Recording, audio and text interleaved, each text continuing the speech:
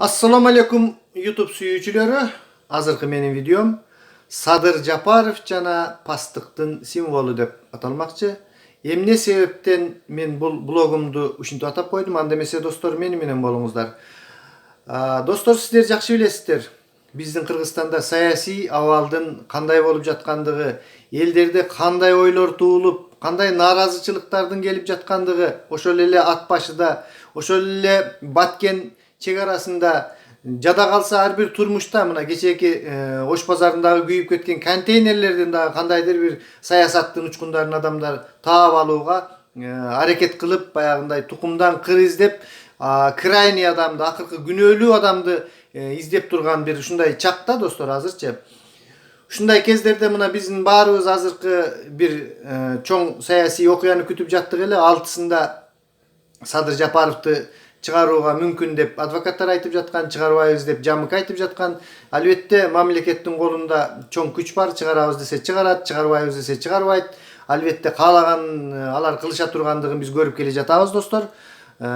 Тилекке каршы Садыр Жапаров чыкпай калды. Бирок андан да кызыгы менин видеомо байланыштуусу достор. Мына кечээ күнү ушул социалдык сеттерден, айрыкча WhatsApp'тан бир видео тарады.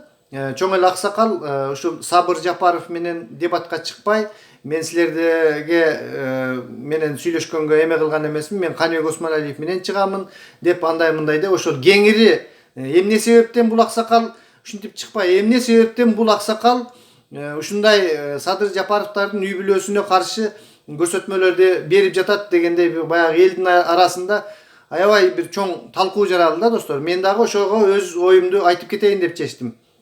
Бизде эми менин жеке оюмда, балким мен жаңылышып аткандырмын, кандайдыр бир нерсенин чеги болуу керек деп ойлоймун да. Мисалы үчүн бир пастыктын, бирөөгө каршылык көрсөтүп, өч алуу, жамандык көрсөтүп, бир кандайдыр бир эме кылгандын дагы кандайдыр бир адамдык чек болот да. Мисалы үчүн согушта деле баягындай өздөрүнүн закондору бар. Плендерди кантип кармаш керек, же болбосо кандай сакташ керек, ушундай бир эл аралык деңгээлде алынган бир кандайдыр бир мыйзамдар бар да. Ал эми адамдардын дагы ошондой бир кандайдыр бир мыйзамдары бар да. Анан ошол мыйзамдан чыгып кеткен адамдарды баягы жылан өлтүрсө колуна таш алып бербейт дегендей бир жаман сөздөр менен айтып коет да. Эми мен кечээки аксакалдын ушундай Садыр Жапаровдун акыбалын өзүңүздөр билесиздер достор.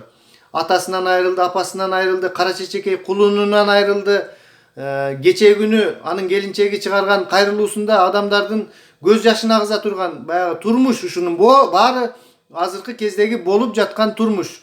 Ушундай болуп жатат. Эми бул жерде ким крайний, ким эмекени мындай белгисиз болуп турат. Албетте Надежда умирает последним деп дагы деле биз ушул Садыр Жапаровдун чыгышын каалайбыз. Лично мен өзүм ушунчалык кыйналган жигиттин тезирээк чыгып, тезирээк элге аралашып, саясаты болобу, башкасы болобу, жөн эле бир адам катары жүрүшүн, адам болуп кыйналбай жүрүшүн мен чын жүрөгүмдөн каалаймын достор. Ал эми кечээки аксакалдын ушундай кыйын кезде андан бешбетер ары жакка түртүп, ушундай баягы элдин оюна бир каршы бир ушундай нерселерди жаратып жаткандыгы мен бул пастыктын символу деп ушунататым да достор. Мынчалык деңгээлге түшпөйлүчү достор. Кандай гана болбосун, кандай эмне гана болбосун, мынчалык деңгээлге түшүп, ушул баягы төмөн түшүп кетип аткан, кыйналып кетип аткан адамды аңдан ары көздөй түртөмүн деп түшүүнүн өзү бул чыныгы пастыктын символу болуп эсептелет достор. Ошол менин бүгүнкү айта турганым. Дайыма саламатта болуңуздар достор.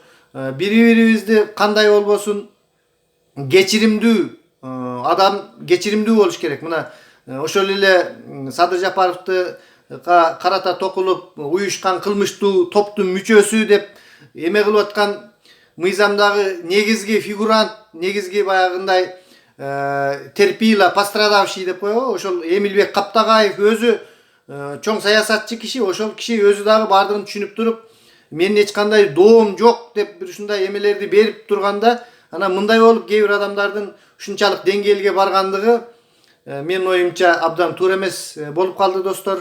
Ар бирибизге Кудайым ынсап берсин, мындай нерселерден сактасын. Ошол кишиге дагы ынсап берип, баягы мээсинде башка жагында бир кайра түшүнүү болуп, адамгерчиликтин учкундары жанып дегендей ушундай жактарга өзгөрүшүн каалаймын. Саламатта туруңуздар достор.